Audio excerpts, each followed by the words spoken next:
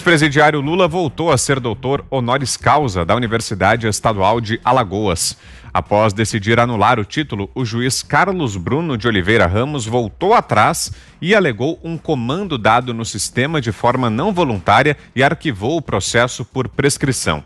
Na nova sentença dada hoje, o magistrado da 4ª Vara Civil de Arapiraca explica que, como ato do Conselho Universitário que concedeu o título a Lula ocorreu em março de 2012 e a ação popular da advogada Maria Tavares Ferro, hoje candidata a vereadora pelo PSDB em Maceió, só foi impetrada apenas em agosto de 2017, o prazo máximo de 5 anos para a reclamação foi descumprido e a ação deveria ser arquivada.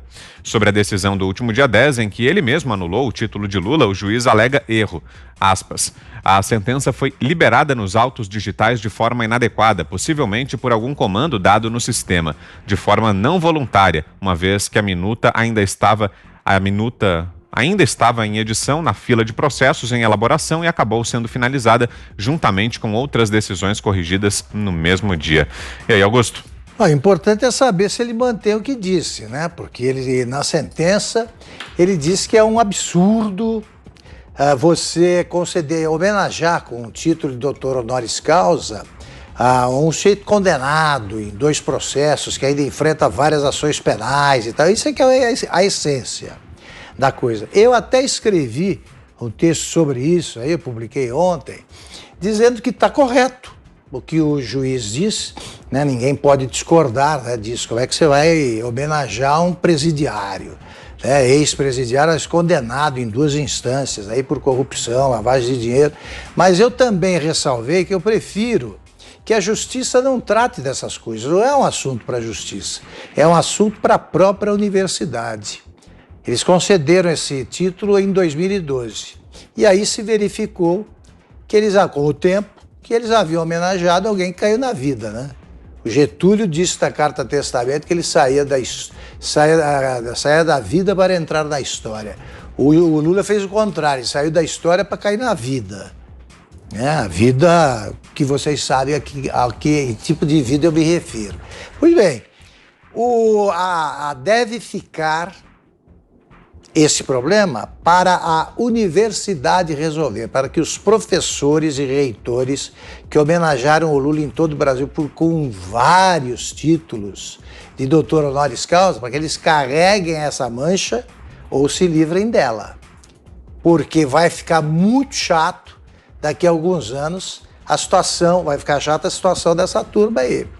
Eles homenagearam o futuro presidiário, que já disse que leitura é pior que exercício em esteira, que disse que não aprendeu a ler porque ele sempre foi meio preguiçoso. Tem vídeo para tudo isso. Que escreveu 4 bilhetes da vida, é essa obra escrita do Lula, e que se orgulha da própria ignorância. Porque se ele dissesse, olha, infelizmente eu não pude estudar, não, tudo bem. Ele se orgulha. Não estudei e me tornei presidente da República. E faz isso com a conivência dos artistas e intelectuais que acham que a intuição do Lula é tão espetacular que ele nem precisa estudar. A intuição dele deu nisso, né? Acabou com o PT e com o Brasil. Você, Fiuza? A gente está discutindo aqui problemas sérios no Poder Judiciário, né? Que levam aí a situações de impunidade gravíssimas, praticamente fraturam a sociedade, porque sem a possibilidade da punição não sobra nada, né? O que acontece? O Lula, Vitor, a figura do Lula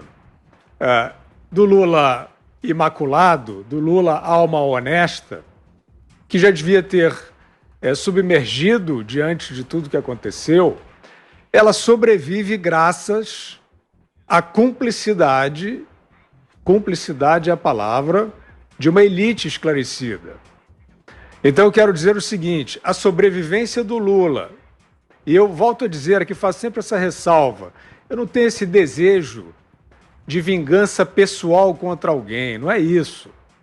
O problema é que se você quer viver em sociedade, se você quer que isso seja um lugar civilizado, você não pode paparicar um bandido como se ele não tivesse feito nada.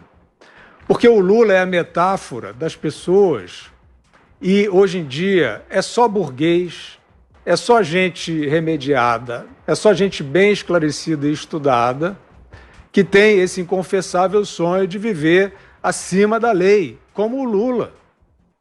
O Lula montou um cartel para vender o Estado brasileiro. O Lula privatizou, né, a verdadeira privataria, né, como se chama aí, foi feita pelo Lula. Ele entregou o Estado para enriquecer os seus, para ficar para sempre no poder.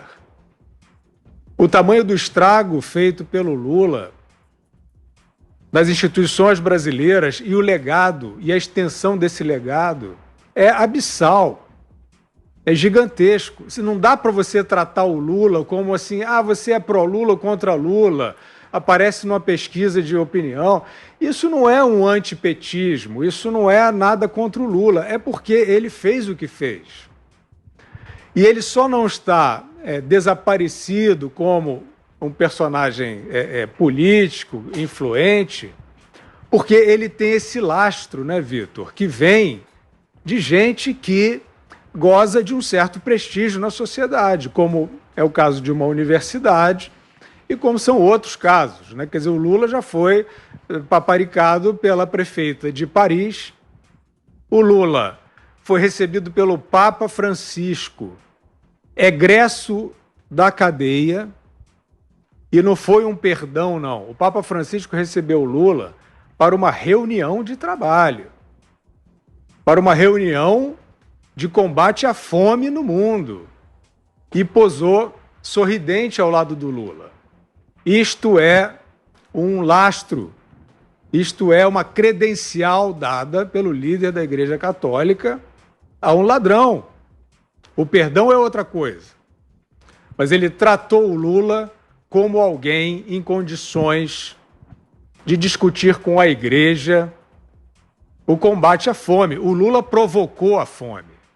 O Lula provocou a maior recessão da história do Brasil, no assalto proverbial. O Lula fez sofrer os mais pobres. Só que aí o público se confunde. Os que acreditam, né, com todo o direito, na liderança da Igreja Católica, acham que o Papa não vai estar fazendo politicagem. E é disso que o Lula vive. Ele sai da prisão também, vai jogar bola com o Chico Buarque, que também aqui não se trata de, né, estigmatizar ninguém, julgar ninguém. Mas você não tem a dúvida que, da mesma maneira como o Papa, a foto do Lula do lado do Chico Buarque, que é um artista querido, cuja obra é importante, isto é um habeas corpus, digamos, né, simbólico, a esse personagem. É a semeadura da dúvida. Mas ele fez ou não fez aquilo? Então a gente não fala insistentemente do Lula e do PT porque a gente gosta disso ou porque não gosta deles.